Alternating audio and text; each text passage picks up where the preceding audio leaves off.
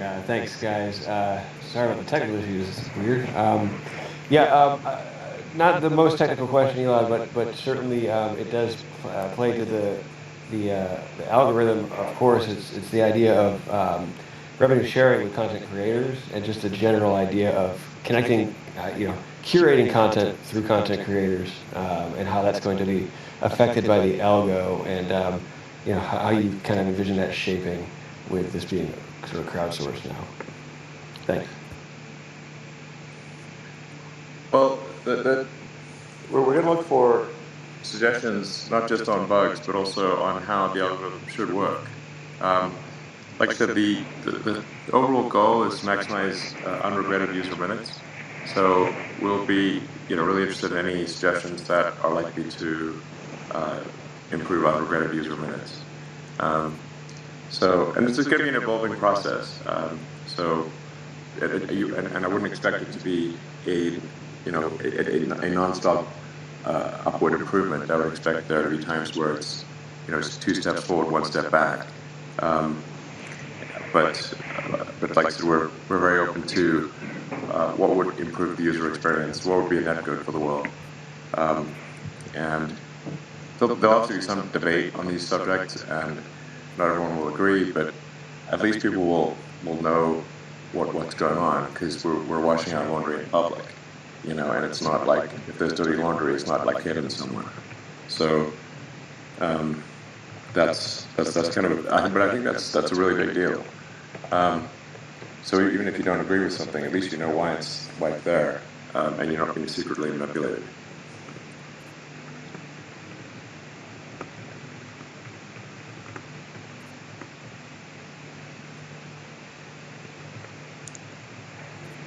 All right, JCS, you're up next. All right, you're free to speak. I think Ella may have been trying to speak earlier, or maybe as well. So. But JCS, go ahead.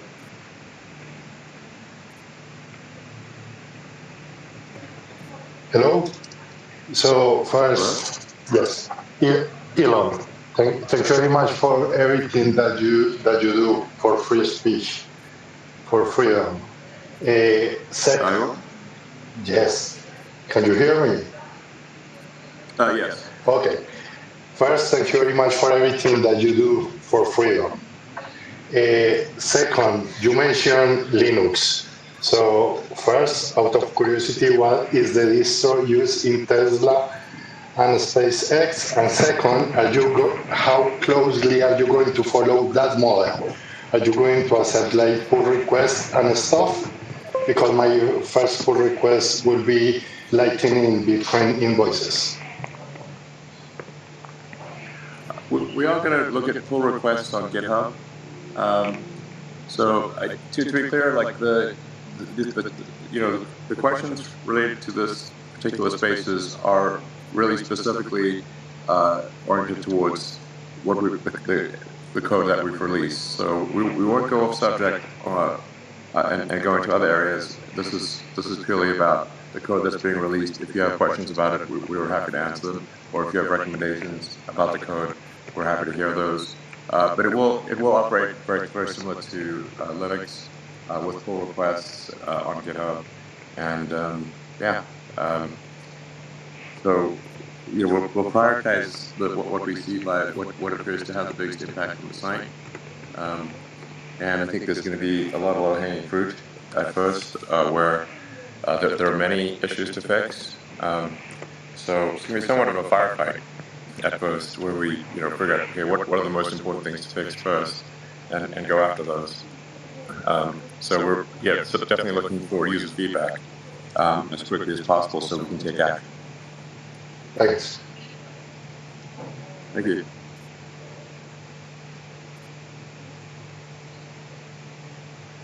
Okay, so let's find our next person to bring up.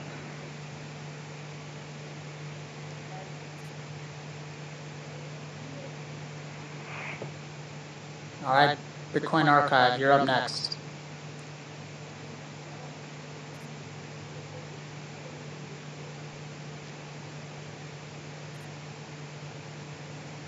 All right, Bitcoin Archive, you're free to speak.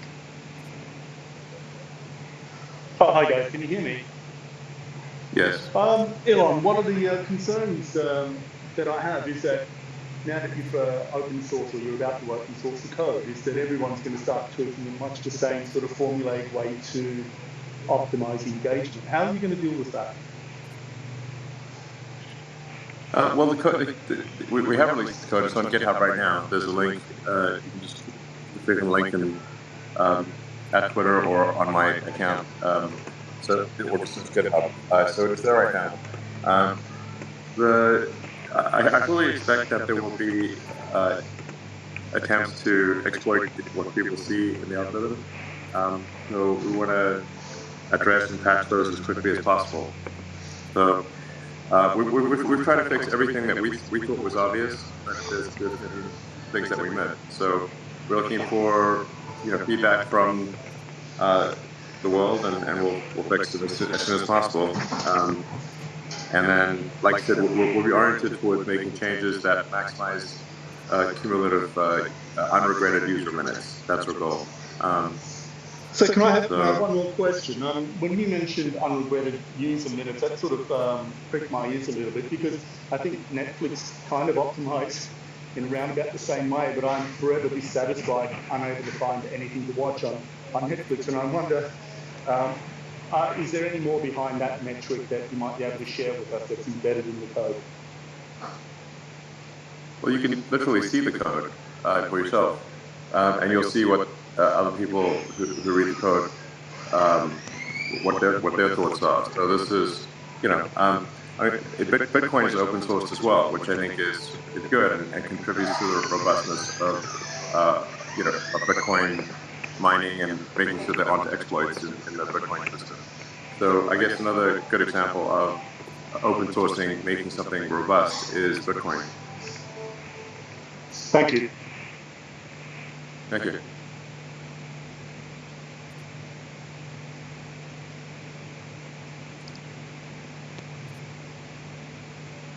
Alrighty, we're gonna pull up our next speaker.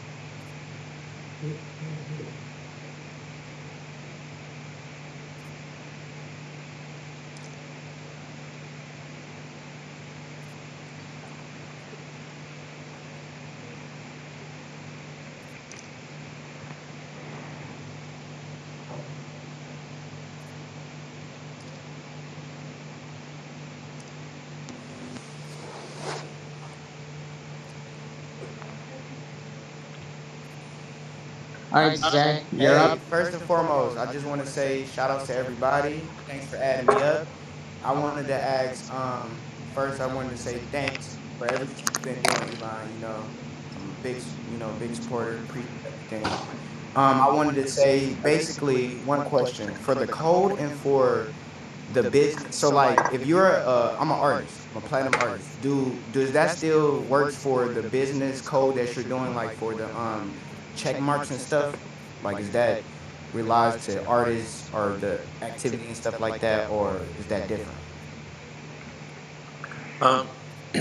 Well, the intent of the algorithm is that uh, there should be on an individual basis. It should optimize for the best content. So this is you don't I think you don't want to have a system where it's like constant pay to play or pay to get distribution. Because then you have a fundamental conflict between quality of content and how much money is being paid for content. Okay. So I do think it's important that we have only verified accounts in the recommended, but it's literally $7 a month if you buy it through the web. Yeah, I bought it, but it be glitching. Like I bought it, but it's like still in the glitch stage. Like it don't say that I got the Twitter blue thing, but it's definitely got me all the other stuff, and I've been using it, and it definitely has helped like everything. So from a user that actually bought it and been using it for since you let it out, it has made my activity on way better. I get recommended better. It like unshadow banned me a little bit, if that makes sense. So I appreciate everything, and that's all the questions I just wanted to have. I appreciate all you guys for having me up here, and I'm a big fan. All right, thank you. Appreciate the feedback. All right. Up next, we're gonna go with Mary.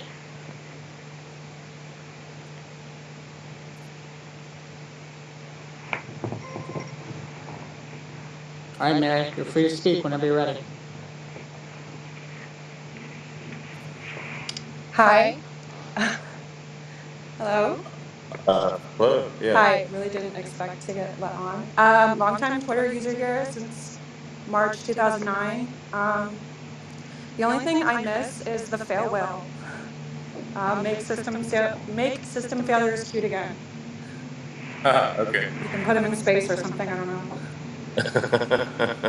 Sure. Hopefully we have the system failures are hopefully very rare. Of course. But like anything's better than making like. Sometimes I think my account got banned for like a full minute. So like anything's better than that. Fair enough. Okay. Thanks. Have a good Friday, everyone. Good weekend. Thanks, you too. Great, thanks, Mary. All right, give me 1 sec, I'll find our next speaker.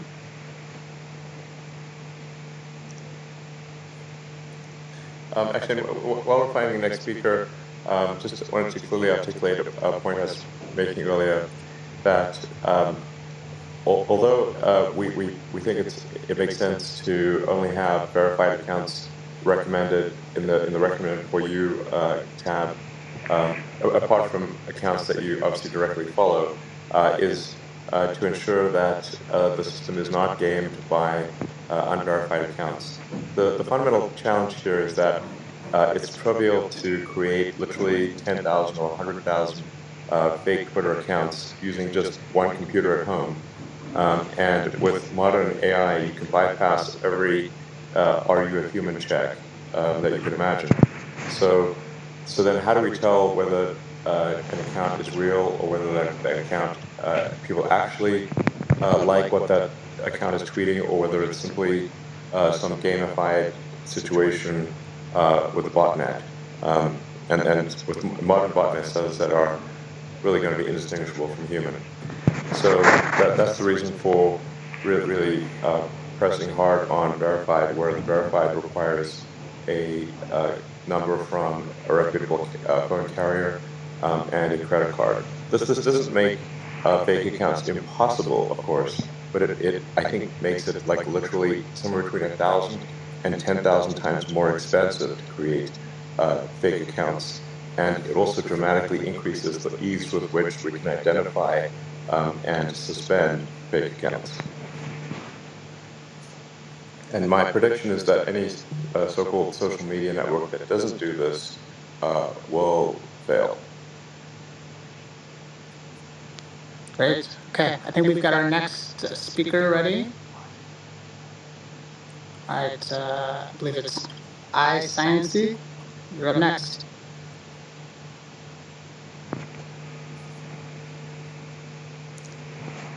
I mean, I've seen some pretty insightful people on Twitter talking about, Twitter being like trust as a service, and really that is kind of what we're going for. Is to try to be the most trusted place on the internet in a world where so many people and entities and governments are trying to influence you and in a lot of cases try to trick you with information that isn't true. Well, where can you go that is the most trusted, or where where's the information that you can actually count on? Which is not to say that Twitter is perfect, but can it be the least imperfect place to find the truth on the internet? If Twitter can be the least imperfect place to find the truth on the internet, then I would consider that we've done a good job. Okay. So iSciency, you're free to speak if you'd like.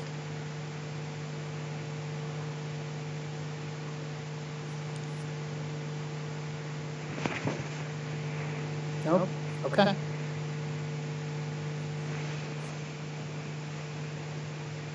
All right, up next, why don't we go with Rada.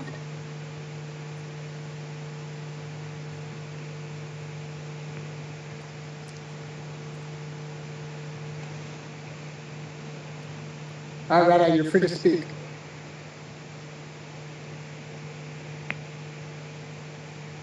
Rada, you muted yourself. Sorry, just I think one of the things we should a side note to change the defaults on spaces would be that if we tell someone they're about to speak, we should auto unmute their mic. I'll talk to the team. Rada? Yeah. Hello, good. Do you hear me? Yes. Yes. Yeah, I like the new algorithm that goes open source. It's a good idea, and yeah, I find it still weird that it's still possible. There are many bot accounts on Twitter, and I've seen many people. There is still opportunity to make bot accounts. So maybe in the future it's better to detect them. Yes, absolutely. I think we've gone to great lengths to reduce the amount of bots on the system and to stop scamming and spamming. And I think we've made a lot of progress. At least my experience and the statistics that we see for the site, we've made dramatic improvements in the sort of spam scam stuff versus say 5 months ago before the acquisition. Does that seem accurate to you? Is your experience less bots now, Yeah, actually, or a well, better experience now, or I'm worse? now using like for like 15 years Twitter now, and I've seen, Yeah. I'm living in the Netherlands, but I've seen a decrease for users in the Netherlands, but for America there's like an increase. So yeah, for me, there's like now less bots, so this makes me more want to use Twitter now. Because Great. I'm also active on other social platforms. For me, I'm a company as well, but I prefer more Twitter because it's more easier to connect with our clients. All right. Sounds good. Thank you for your time, everyone. Have a Thank you. nice day.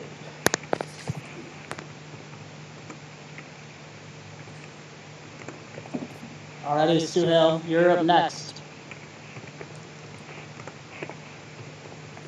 You're free to speak, Suhail.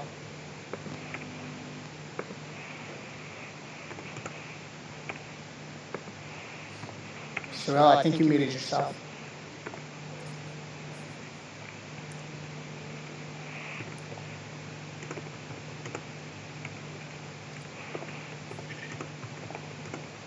Suhail, do you have a question? Sorry, can you hear me? Yes. So I'm a developer myself, and I just had a question regarding the latest Twitter algo. I went to the blog post and GitHub, and my question is mainly about the search algorithm. Basically, we have the feed algorithm, but how does the search algorithm usually work? Like, what is the factor that basically the search algorithm works? For example, there are different tuple with the same name, and if I search that name, how would Twitter bring up that person that I really want? Is it like the past interaction, the number of followers? What are the main factors that impact the search algorithm?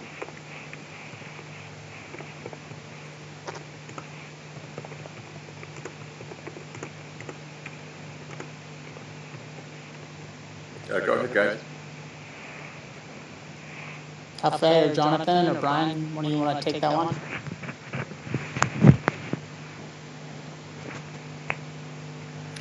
Well, I can speak a little bit to a similar noted question. So one thing is we do use search when it comes to in-network tweets when we want to find tweets from people you follow. But I don't think it speaks directly to your question of like if you type in a name, finding that the actual account that you're interested in. So I guess just a note is that to power in-network tweets, we do use Twitter search, but it's all from the backend systems where we check for all of the user IDs that you follow. And then we hit the search backend, which indexes those tweets for the past 24 hours. And then we fetch those for scoring and then determining whether or not to serve that in your For You page. But I'm not the expert in terms of how we do user type ahead based on the name to find the account you're actually interested in. So maybe Haofei, if you have any thoughts on that. Yes. Yeah. Hi, this is Haofei. I'm with the Elay. Elay can speak for a second.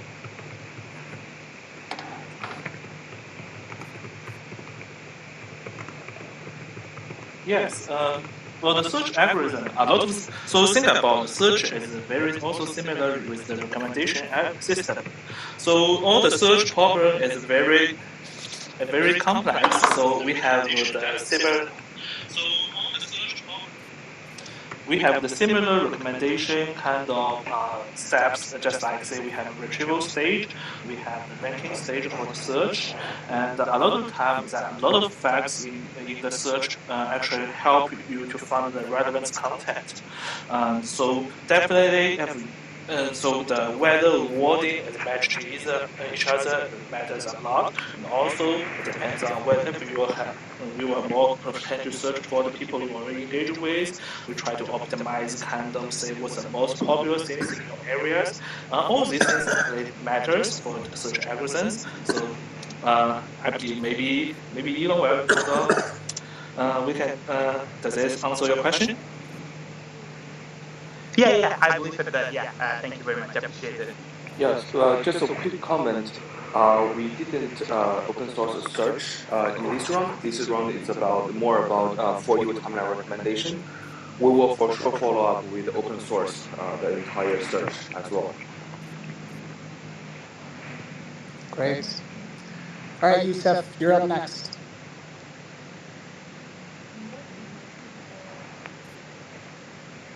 Oh, did we lose Youssef? Okay. On to the next person. All right. Natasha, you're up next. Hello.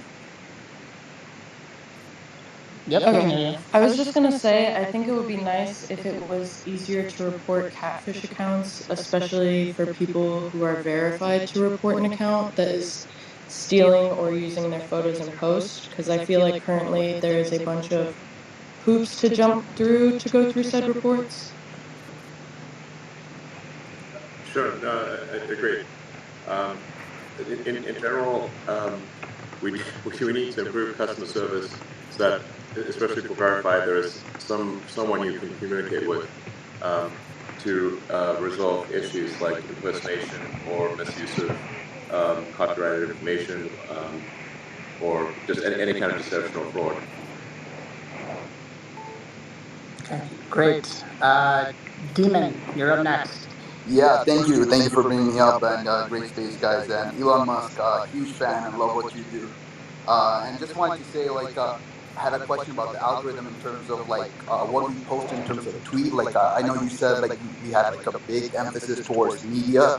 So can you just go a little bit on that?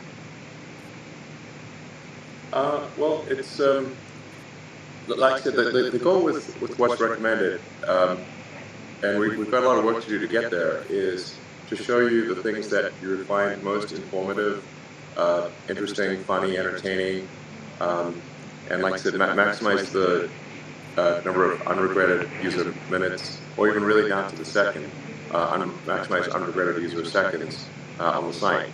So that's really the goal. We do want to minimize for individual content creators. Like we don't want to have any kind of, like I said, pay to play where you have to pay for distribution. Like if your content is really good, provided you are verified, it should be. We don't want to be like one of those pay to win games, which really I kind of hate that. So it's like, it just makes you feel bad, frankly, to have a pay to win kind of game. No, So it's kind of like Twitter verified, which can be like say $7 a month if you buy it by the web. That's like buying an app, but then there's not a whole bunch of pay to play things beyond that. I mean, yeah, you can do advertising, but and we have that, of course, and we identify it. But for organically recommended content, it should be a function of the quality of the content, not how much somebody paid for that to have that content promoted. No, 100%. Also, like I said before, I'm bullish as fuck, everything I do. And this verification, it was great, the way you rolled it out. Also, one suggestion I had, now that I have him on stage, for group chats, would it be possible to expand, on the 75 people we have? It really hurts a lot of things, on Twitter, and that would be great if we can just expand on that. Okay, sure. Like this is for DMs and stuff. Yes, yes, DMs. Like right now the cap is 75. If you guys could like make it like 150 or whatever, like that would be just amazing. Okay, sure. Noted. Well, 150 should be quite doable. We are rolling out a bunch of improvements in April to DMs, which are admittedly long overdue, so that you'll be able to reply to an individual DM. So if like there's a whole bunch of messages, we're talking like basic messages 101 here. But we're rolling out the feature next month, so you can reply to an individual DM. And then you can also have any kind of reaction emoji that you want, and then it just captures the your most used reaction emojis. Super basic stuff, but then also you'll have the option to turn a chat, initially just one-on-one, to turn a chat to encrypted. So you'll lose some convenience if you make a chat encrypted, because it's like harder to move that to a new phone. But you'll just have the opportunity to turn a chat to be encrypted or not encrypted very easily, just tap on a button. So that should be really helpful for privacy. And then sort of later this year, or hopefully not too far in the future, probably only a few months away, we'll be adding in the ability to do voice DM through DMs, to be able to say like, can you speak to someone and have a voice chat or a video chat? So can you if you've got a DM group and you want to turn that into a spaces, private spaces, audio chat, or a video chat, although it gets a little unwieldy at 150, that you can do so. But I think it'll be kind of cool to be able to use your Twitter handle to have a conversation with someone else without having to give away your phone number. So that seems like it could be pretty cool. Thanks. All right, up next is Sterling. Hey, what's up? Thanks for having me on. I've got one technical suggestion and two questions. The first, obviously you guys are, you have this embedding space for how, users are related to each other and related to people you follow and stuff. And I feel like just giving people a direct user interface to that embedding space would be a huge user value. You do that in the Twitter Blue, top articles, where you can see like the top things people you follow are posting, but also people they follow, which I feel like is a massive, value add to give people direct access to the way that these graphs are constructed.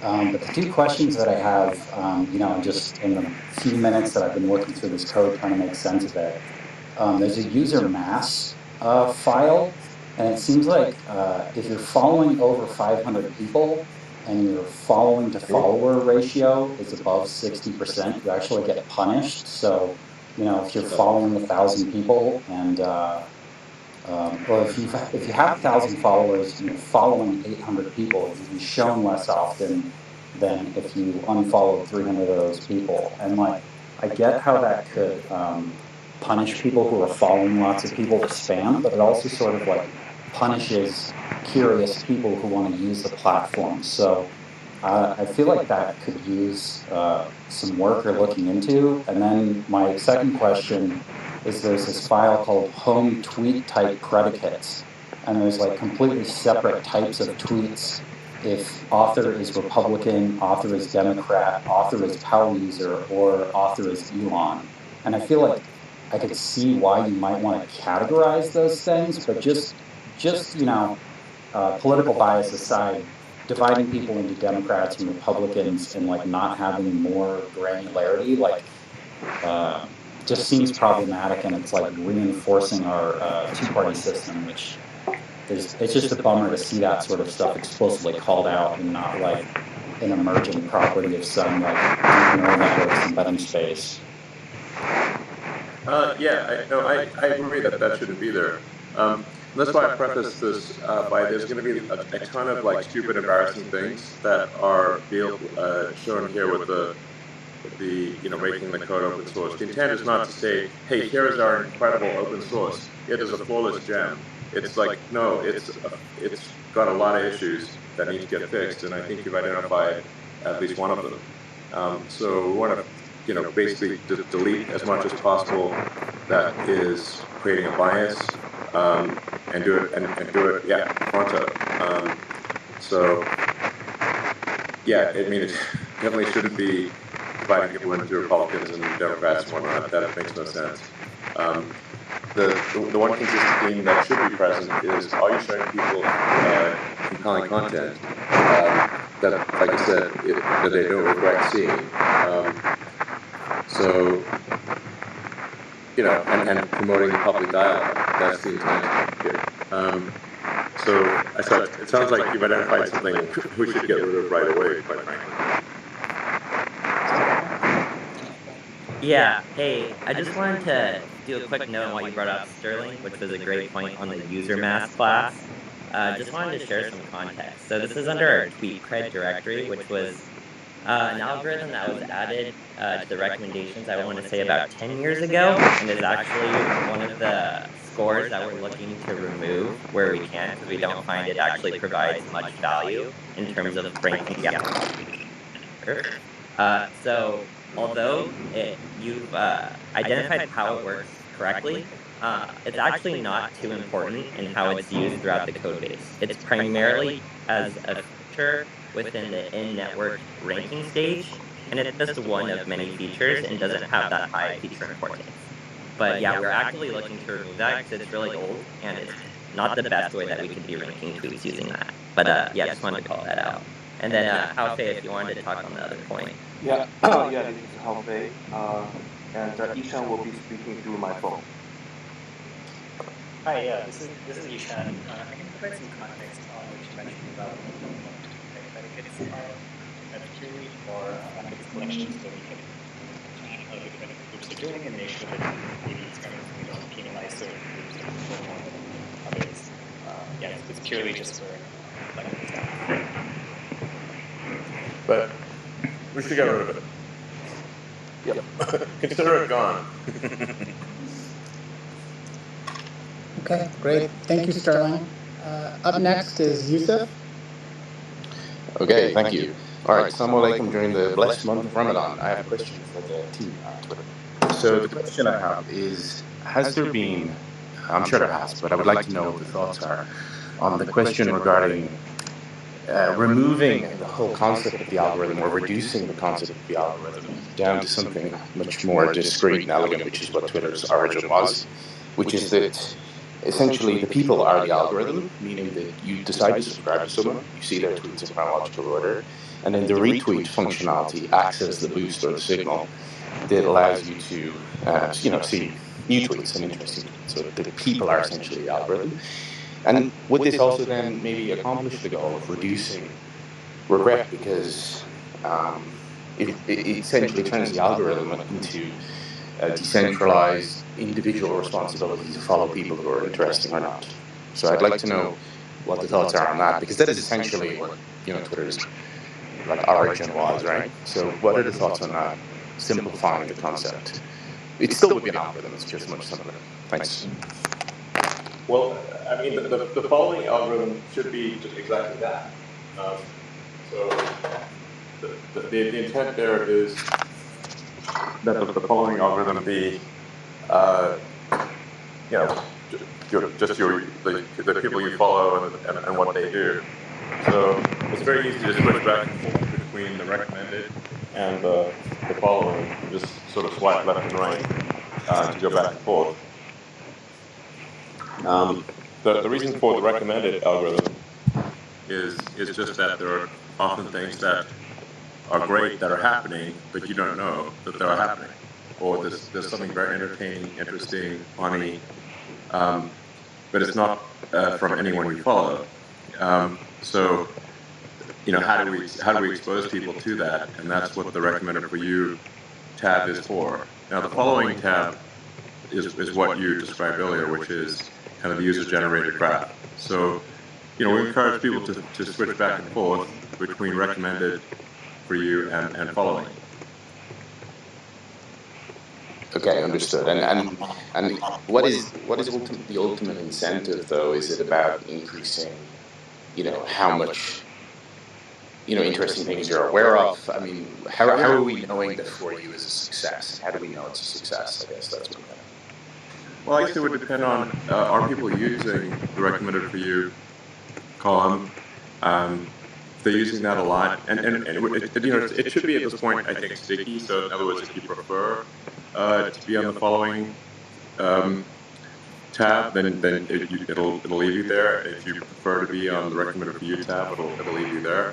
But like I said, it's just very easy to swipe left and right to switch between recommended tweets and the following user-generated follow graph, which is much more just that what people you follow are saying. But we generally do see a preference, a user preference for the recommended for you over just the user graph, the direct user follow. We see a preference for recommended for you versus the following. So we must be doing something reasonably right in the recommended for you stuff, or we wouldn't see a user preference that's quite strongly weighted to the recommended tab. Great. Up next is Farzan. Yes, thank you. Just want to give everybody a huge props. I think you guys are doing a really good job. I've been on Twitter for a while, and I've never been more addicted. And I don't know if that's a good thing or a bad thing, but I really want to give you guys a huge props. My question? The key is, as I was saying, is like unregretted user minutes. So if you're spending a lot of time on Twitter, but you found the time, you look back on the time, and it was like, you learned lots of useful information, and you were entertained, it made you laugh, and that kind of thing. Which I have to say, I was just thinking about it. Like, I get more laughs from Twitter per day than anything. So it's it is working for me in that sense. Yeah. So as long as the time you're spending is not regretted, then I think that's great. Yeah. No, I would say it's been a great place to just find information. It's my key tool for getting the news and just learning new things. So I think from that perspective, it's just it's hard to step away because there's just so much to explore. But I think it's just more about my own self-control there. But I think you guys are doing a really good job with that. Around the trust sort of question, I think one of the big competitive advantages that I see in Twitter around trust is the community notes function, which I think is a really cool tool. But like within the context of AI and this whole Mid-Journey thing that we all know about ChatGPT, Mid-Journey, there's increasingly more and more sort of things that are coming up that could be very confused for reality. Yep. And it seems like we're so close to just it being indistinguishable from being real life. How are you guys thinking about that solution? Is it scaling up community notes? Is it something else? I'm just really curious to hear where you guys' heads are at with that. Yeah, I think we're trying to scale up community notes as much as possible. I think that for important information that is potentially misleading to the public, notes is a very powerful means of getting to the truth. So the ways that we can improve notes are obviously having the notes appear faster, so that they, it takes, if there's some piece of information that's going viral, but it's wrong, then we want notes to fix it before it goes, too viral too fast. But then that's weighed against us having enough contributors to the note and enough validation of the note by trusted contributors to be able to actually make that note visible. So now, as more people see the note and contribute and comment, that increases the sort of credibility score and the sort of meaningfulness score of the note, and then it will surface faster. So, but I do think it's one of the most powerful things that we've got to assess the truth. And the notes apply to everyone. It applies to me. It applies to advertisers. It applies to presidents of countries. There's notes apply to everything on the site. And I think what we do see happening, or at least my sort of observation, is that once people get noted a few times, they're a little more careful in the future about what they say. So, some prominent accounts out there where they've been community noted a couple times. I've noticed that they now are a little more accurate in what they say, which is encouraging. Great. Up next is Abhishek. Hi, Mr. Musk. Big fan here. My question is about the Twitter communities. When the feature came out, I was thinking it's a big change.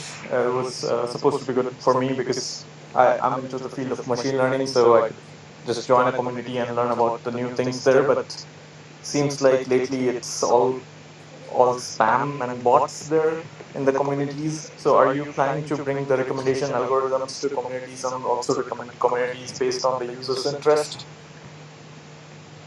There's a whole sort of set of things we've got to solve, because we've got communities, we've got circles, we've got topics, and there's so many different things, and lists. So now, probably the best way to get information about a specific topic is actually to create a list. So if you get a Twitter pinned list, the pinned list will then appear as a menu item at the top. So you can swipe right from for you to following to whatever list you create. That I think is the best way to follow detailed information on a particular subject without being subject to bot spam.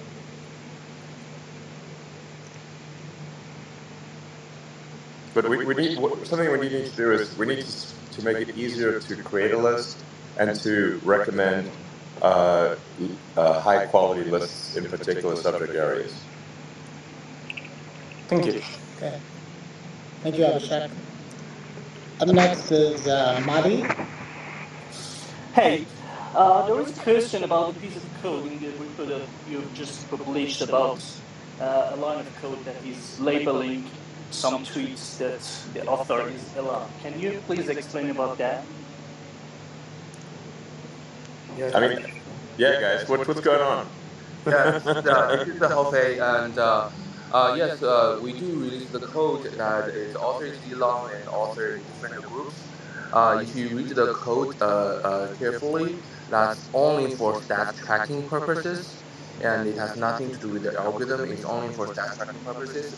The reason why we put it in to make sure that the product changes that we have made, no matter it's around the algorithm or user experience, and we want to make sure we don't bias towards one group versus another one. So that's why the group exists. So yeah, that's why the code is there. So and there's no special treatment on algorithm at all. It's just only for stats tracking purposes. Yeah, I've already seen that part of the code that is talking about the metrics, but isn't it weird that you have four categories and one of them is Elon? I think it's weird. Yeah. I mean, I didn't. This is the first time I'm learning this, by the way. So that's the privilege of being open source. So you can see it in GitHub now. Yeah. So that's one of the big reasons that we open source all these things. We're looking for feedback. We're looking for areas to improve, and we'll make improvement aggressively. Will open source. Thank you. Thank you.